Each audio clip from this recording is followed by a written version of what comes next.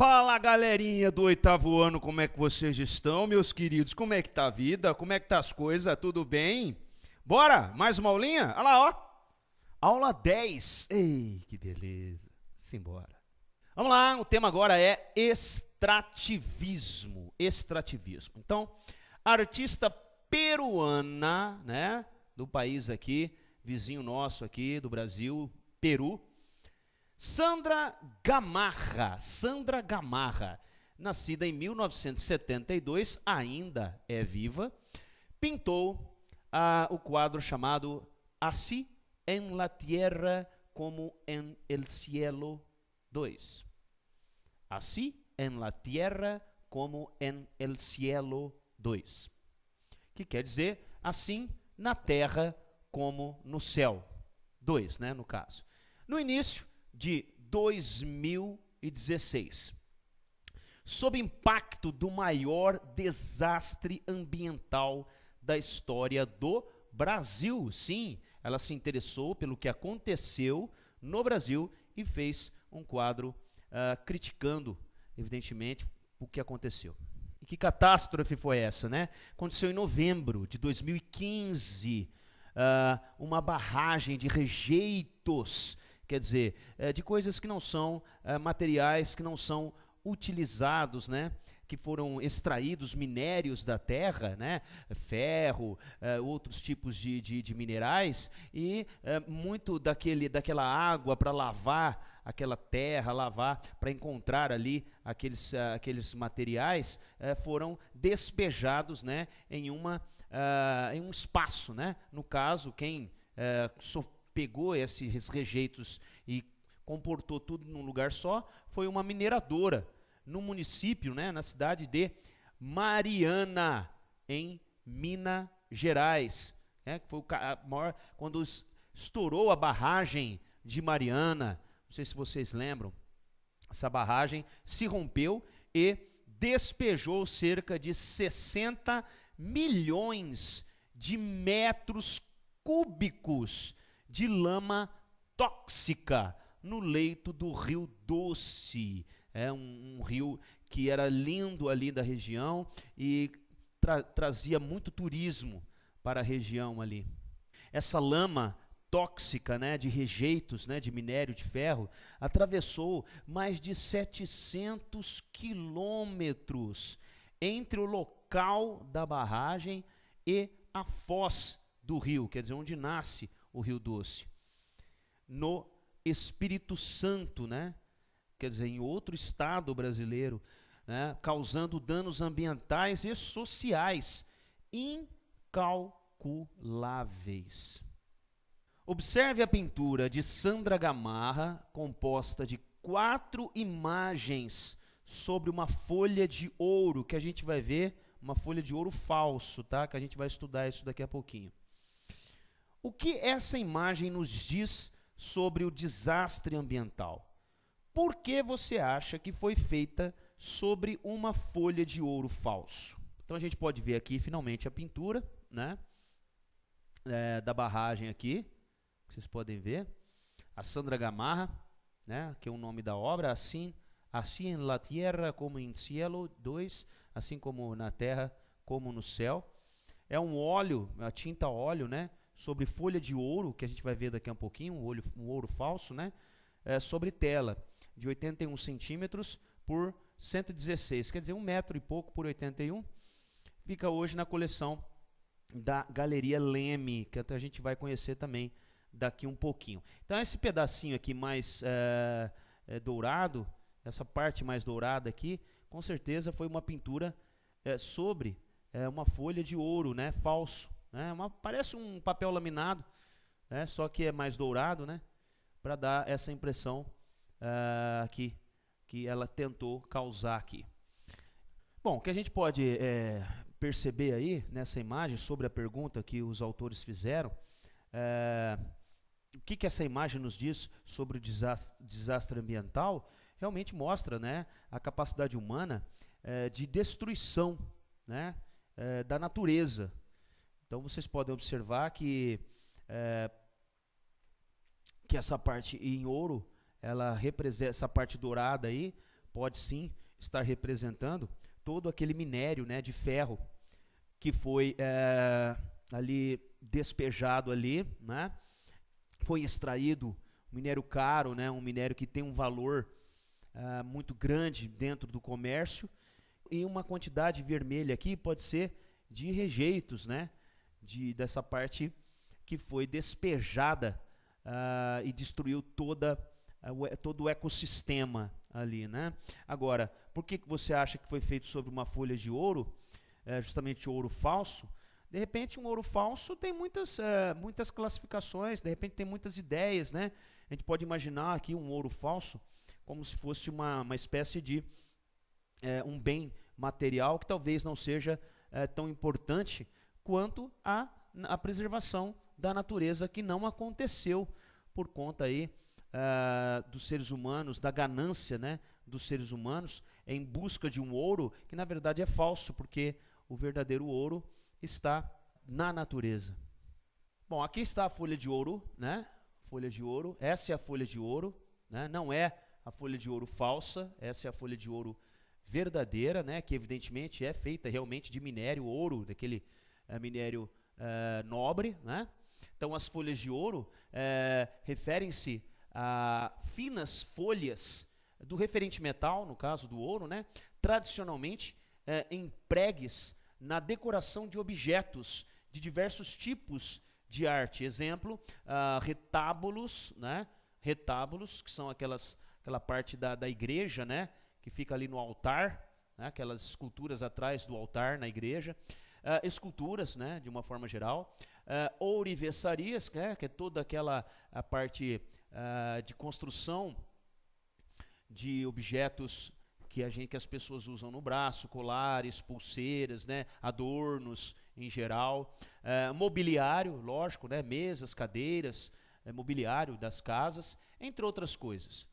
Então essa folha de ouro, ela pode ser aplicada com os dedos, como se fosse um decalque, tá? Como se fosse ali um adesivo, pressionado em quadrados pequenos, né, de papel, um sobre o outro.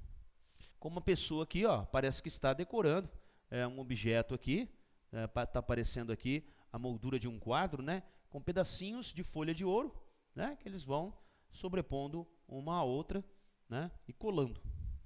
Bom, então aquela folha de ouro que a Sandra Gamarra utilizou é essa aqui, é a folha de ouro falsa, tá ok? Folha de ouro falsa, muito parecida com essa aqui, que é a verdadeira, né? Observe as duas aqui, ó. Tem uma semelhança bastante grande, né? Então, por exemplo, um livro com 25 folhas, com as medidas aí de 8 centímetros, né? Bem pequenininho assim, de ouro fino, verdadeiro, no caso esse aqui, tem uma qualidade extra de 22 quilates. Realmente, são pequenas folhas de ouro verdadeiro. Então, eles utilizam o mordente, que é um tipo de cola, né, para colar essas folhas de ouro, né, que depois de aplicadas, né, as folhas de ouro, elas são protegidas com um verniz de goma laca, que é chamado verniz de goma laca, que protege depois de coladas as folhas de ouro, que protege, no caso, aquela formação que eles fizeram, aquela decoração que eles fizeram. No caso, a goma laca ela é incolor, né? Lógico, não altera a cor do ouro. Ou eles usam também um verniz chamado de mica, verniz mica, que eles passam em cima ali para proteger aquelas folhas de ouro, lógico, já depois de coladas. Agora, a título de curiosidade, cada 1000 folhas, pequenininhas, né, de 8 centímetros, equivalente a um peso específico aí de 13 gramas, a cotação do grama do ouro hoje, né, hoje, 2020, é de aproximadamente R$ 344,88. Então, lógico, multiplicado por 13, né, 13 gramas, né, isso, 1000 folhas de 13 gramas, cada grama R$ 344,88. Então, 1000 folhas equivalem a R$ 4.000 R$ 483,44. 1.000 folhas, hein? 1.000. Agora, a folha de ouro falsa, cada 1.000 folhas, 1.000 equivale a R$ 592,50. Quer dizer, muito mais barato do que aquelas 1.000 folhas de ouro verdadeiro, que é de R$ 4.483,44. Bom, eu escolhi esse vídeo aqui para vocês darem uma olhadinha agora de como que aplica, né, essas folhas de ouro, para ficar mais claro para vocês aí, tá bom? Vamos aplicar o verniz mordente. O verniz mordente é uma resina que a gente usa para colar a folha de ouro. Então, uma boa coisa a ser feita, colocar uma luva de malha. Vou mostrar para vocês o ponto de mordez. Tá com grude ótimo. A gente tenta pegar ela o mais esticadinha possível. Vamos colocar sobre a peça, deixa ela se ajeitar, pega aquele pincelzinho macio e espalha. E aí vai colocando as outras partes. Pega, sobrepõe aonde for preciso, larga. Agora a gente pega os pedacinhos, só que assim, evita de fazer muita emenda, tá? Eu vejo muitos trabalhos aí feitos com folha de ouro que ficam opacos. As pessoas falam, ah, mas por que que meu ouro ficou opaco? Isso é uma coisa tão brilhante. Por quê? Porque fez muita emenda ou porque levou o papel muito enrugado, tem uma secada. E agora eu vou entrar com o pincel em rotação e ela vai aderir mais ainda, ela vai marcar mais ainda os relevos. Faz uma pressão que você agora que vai destacar mesmo o relevo. Realmente dá uma diferença quando a gente faz isso, viu? Aí realmente destaca mesmo. Aplicação de goma laca incolor, camada fina, tá? Para a proteção da folha. A Sandra Gamarra, ela pintou, né, em cima da folha de ouro com a tinta a óleo, né? Então vamos dar uma olhadinha aqui, ó, como que funciona essa tinta a óleo. E ela é uma tinta de secagem lenta, sim senhor, lenta, demora muito para secar. A viscosidade, né, a densidade da tinta pode ser alterada pela adição de solventes, né? Lógico, para deixá-la mais densa, mais grossa ou mais fina. Pode ser adicionado verniz para aumentar o brilho da tinta. As tintas a óleo têm sido usadas na Europa desde o século XIV. Olha, faz tempo, o século XIV vai de 1301 até 1400, né? Olha só. Como meio de expressão artística.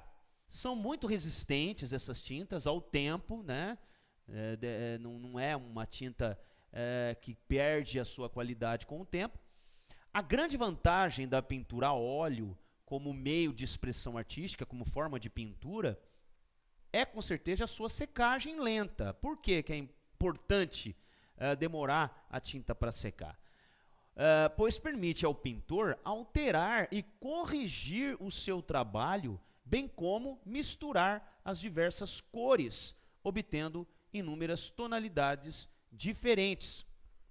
Por ser uma pintura que demora muito para secar, ele pode, de repente, ali alterar a obra dele, né? Antigamente, as obras, quanto mais difíceis, mais trabalhosas de serem feitas, mais valor artístico elas tinham, antigamente, né? Então, às vezes um pintor fazia uma determinada obra muito trabalhosa e em um determinado momento ele errou. Ele fez um detalhe que ele não gostou ou que não foi atraente, o que não ficou muito bacana. O que ele faz? Ele pode sim alterar aquilo ali, melhorar ou até mesmo deixar de uma forma como ele gostaria, modificar totalmente aquele espaço de repente que ele não gostou, entendeu? Essa é a vantagem da tinta a óleo ser uma tinta que tem uma secagem lenta. Então aqui tem alguns tubinhos, né, de tinta a óleo na atualidade, como eles são vendidos. E aqui um quadro feito de tinta a óleo, talvez o quadro mais famoso do mundo, né, que é a Mona Lisa, que na verdade é um óleo sobre madeira, tá? É um óleo sobre madeira, não é sobre tecido, aquele pano tradicional de pintura, né? Aquela em tela. Então esse óleo é sobre madeira. E a Mona Lisa é também conhecida como La Gioconda, que foi pintada por Leonardo da Vinci entre 1503 e 1506. Observa que demorou 3 anos, né, para Leonardo da Vinci terminar este quadro. Então a tinta a óleo teve um papel importantíssimo aqui, né? Porque se a tinta secasse rapidamente, talvez ele não teria conseguido fazer essa obra da maneira como ele fez, né? Bom, aqui é o quadro, né, de uma perspectiva maior, assim na terra como no céu, né, de Sandra Gamarra. Então a gente pode observar aí, evidentemente, que ela fez em algumas etapas diferenciadas, né? Aqui mostrando talvez a barragem antes, né, de ser, enfim, de ser destruída, né, de ser explodida e sair todo aquele rejeito, né? Aqui a barragem já expondo aqui os rejeitos todos, né, no rio, olha só, que vai embora o rejeito, né, encobrindo toda a cidade aqui. Aqui numa perspectiva também menor, ao lado. E aqui já utilizando a folha de ouro, né, mostrando aqui os rejeitos com uma outra coloração, sendo no caso aqui um ouro falso, né, no caso uma folha de ouro falso, quer dizer, todo aquele rejeito é um ouro falso que não vale nada, né, e só serviu para degradar e acabar com todo o ecossistema da região, que era maravilhoso. Imagina só, 700 quilômetros de extensão. Imagina, daqui a São Paulo, nós temos aproximadamente aí 400 quilômetros, 400 e pouco, de Rio Preto a São Paulo, né? De São José do Rio Preto a São Paulo, 400 e poucos quilômetros. Agora você imagina 700 quilômetros de distância, né? Que degradou toda essa área de 700 quilômetros de distância. É uma degradação, talvez considerada a maior catástrofe, né, do ecossistema brasileiro de todos os tempos. Bom, essa aqui é a Galeria Leme, onde está atualmente esse quadro, né, da Sandra Gamarra. Aqui essa galeria fica em São Paulo, né? Olha só que bonita, né? Com uma arquitetura bastante moderna, né? Aqui na parte mais na entrada, né, da galeria, do museu, né? E aqui na parte interna do museu, aqui tem algumas instalações contemporâneas que a gente pode observar aqui dentro dos espaços da galeria, né? E aqui também um outro espaço interessante de exposição que as pessoas podem visitar e conhecer. É muito interessante. Agora nesse link aqui, ó, do YouTube, nós vamos conhecer um pouquinho do trabalho, né, da Sandra Gamarra, justamente nessa Galeria de Arte de São Paulo. Dá uma olhadinha.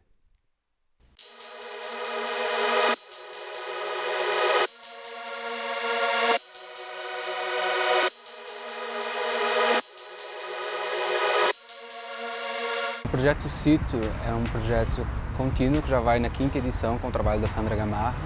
Nós tivemos 4 outros trabalhos de artistas latino-americanos, esse é o foco curatorial. O Sito parte da premissa base de um diálogo entre a arquitetura do próprio edifício, que é um edifício do Paulo Mendes da Rocha, da Galeria Leme, e um diálogo com o espaço público adjacente. Então o que eu proponho aqui como exercício é pensar com os artistas e propor aos artistas que pensem formas de ocupar o espaço exterior do edifício, criando obras que partam de uma reflexão sobre o espaço urbano.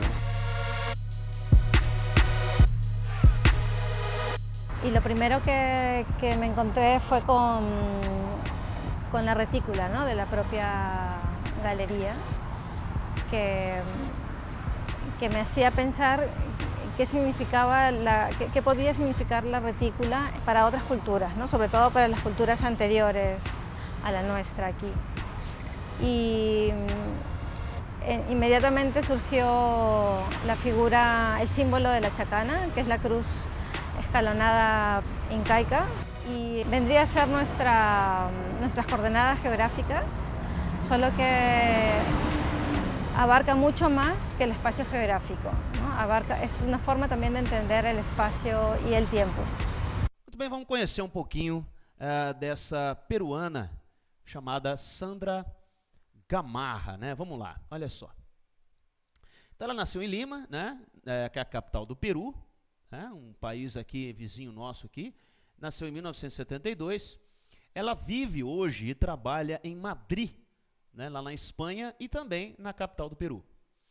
Artista conceitual, quer dizer, a arte dela transmite um conceito, uma ideia, né? Então, a artista conceitual peruana trabalha com pintura, colagem, escultura e vídeo para questionar o valor de réplica e a glorificação, quer dizer, a exaltação do autêntico. Olha que interessante. Ela questiona a questão da cópia e glorifica o verdadeiro. Trabalha com apropriação de objetos existentes para criar novas obras. Então ela pega objetos, ela capta, ela trabalha com objetos diferentes, criando aí objetos do cotidiano, criando coisas novas. Em 2002, Sandra fundou o Museu de Arte Contemporânea de Lima, justamente lá na capital do Peru, chamado LIMAC. Aqui, ó. Esse aqui é o Museu de Arte Contemporânea, museu de arte extremamente atual, né? Que ela fundou lá em Lima. Olha que bonita a parte interna do museu, né? Que ela fundou lá no Peru. O LIMAC, ele encoraja os artistas, né? Encoraja também os curadores, que são as pessoas que responsáveis pela organização das exposições, e os críticos de arte a transformar o museu em um centro de produção artística, de criação. A artista começou o acervo do museu com suas pinturas, feitas a partir de obras contemporâneas. Então ela inaugurou, evidente, o museu com as suas obras atuais. Então aqui são as galerias representantes, quer dizer, onde possuem os trabalhos da Sandra Gamarra. Então, no caso, a Galeria Leme, que a gente já viu, né, que fica na cidade de São Paulo. A Galeria Juana de Aispuro, que fica em Madrid, lógico, né, capital da Espanha. E a Galeria Lúcia de la Puente, que fica em Lima, que é a capital do Peru. Aqui está uma foto bonitinha da Sandra Gamarra. Vamos conhecer um pouquinho do país da Sandra Gamarra, né, o Peru. Aqui nós temos a bandeira do Peru e aqui a cidade Machu Picchu, né, que fica aí, foi construída no topo das montanhas ali do Peru, né? Nós vamos falar um pouquinho também sobre Machu Picchu. Então, aqui está o mapa aqui da América do Sul, né? Aqui nós temos aqui o Brasil, né? Aqui fazendo fronteira com o Brasil, ó, nós temos a Bolívia, né? Aqui embaixo o Uruguai, a Argentina, né? O Chile, mais aqui, fazendo aqui, tendo aqui o Oceano Pacífico aqui, né? Como a parte aqui que banha o Chile. E esse espaço aqui é o Peru. Aqui, ó, a cidade Lima, fica bem aqui, ó, que é a capital do Peru.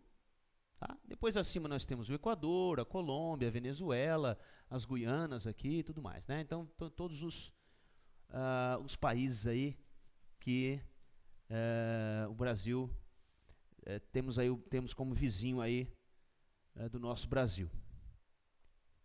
Então o Peru ele tem 32 milhões de habitantes. 32, só para você ter uma ideia, o Brasil tem 220 milhões aproximadamente, tá?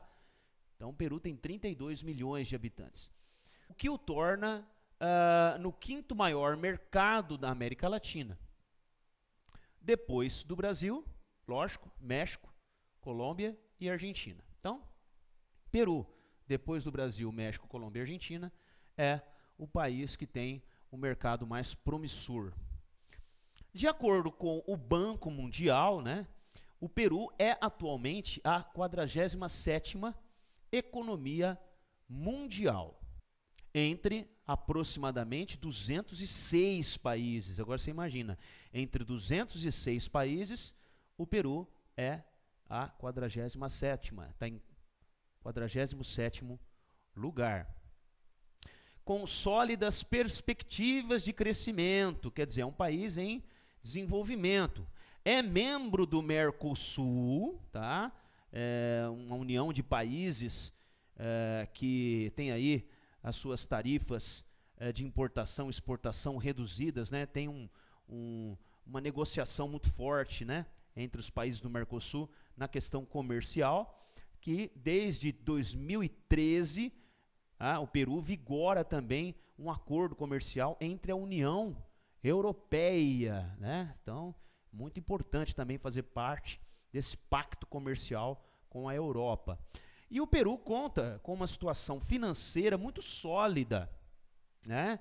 Quer dizer, os investidores acreditam ali naquele país e vão sim investir nesse país justamente por essa solidez na economia e bastante controlada, né, financeiramente.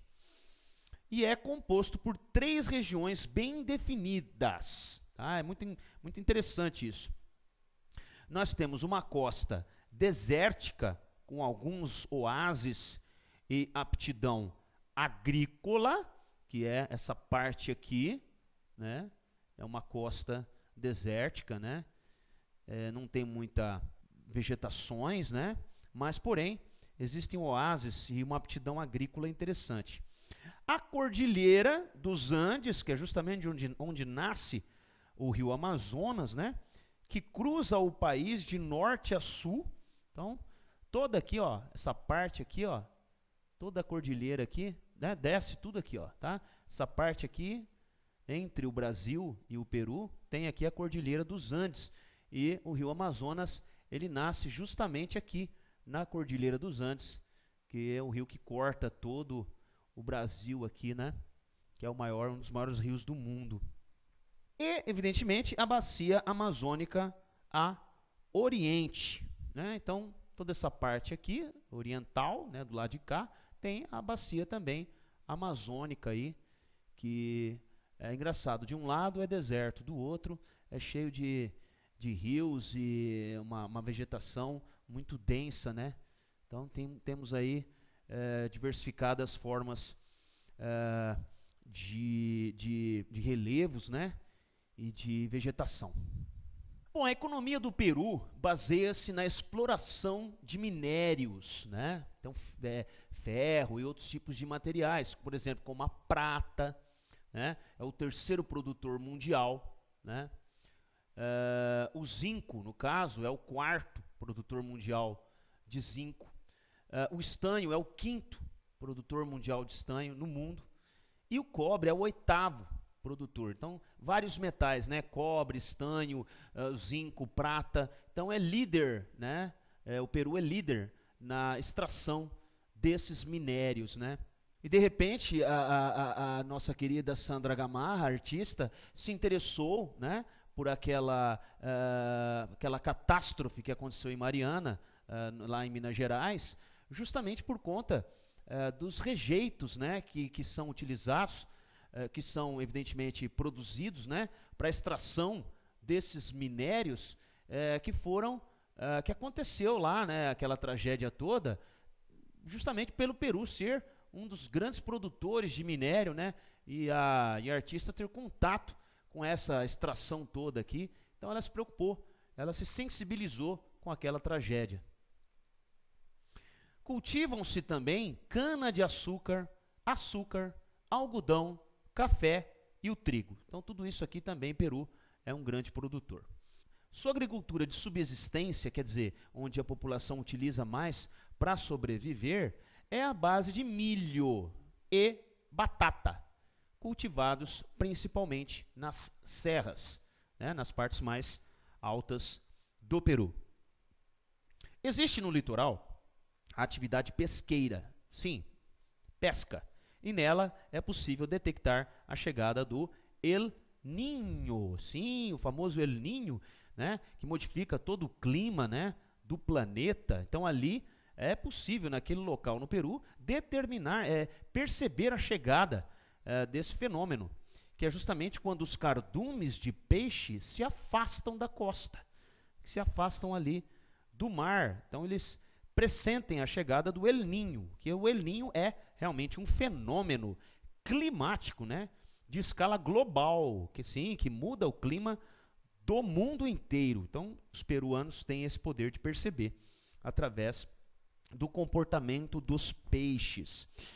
Caracteriza-se pelo aquecimento anormal. O que? O El Niño. O El Niño. O que acontece esse fenômeno El Niño?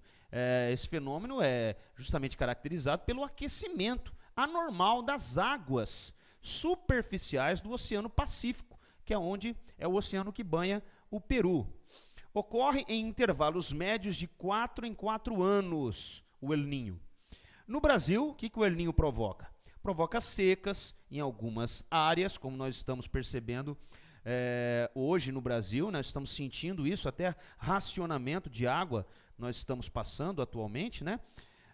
E o aumento das chuvas em outras regiões, quer dizer, em alguns determinados locais no Brasil, lógico, o Brasil é um país grandioso, continental, enorme, então em determinados locais há uma grandiosa seca, em outros um aumento das chuvas, né, em demasia, caracterizado como uma anomalia climática, quer dizer, não é normal, é um clima anormal. Aqui nós temos, novamente, né, a imagem de Machu Picchu, que é uma cidade turística, talvez a cidade turística mais importante ali do Peru, né, onde as pessoas visitam, principalmente por ser conhecida como a cidade perdida dos Incas.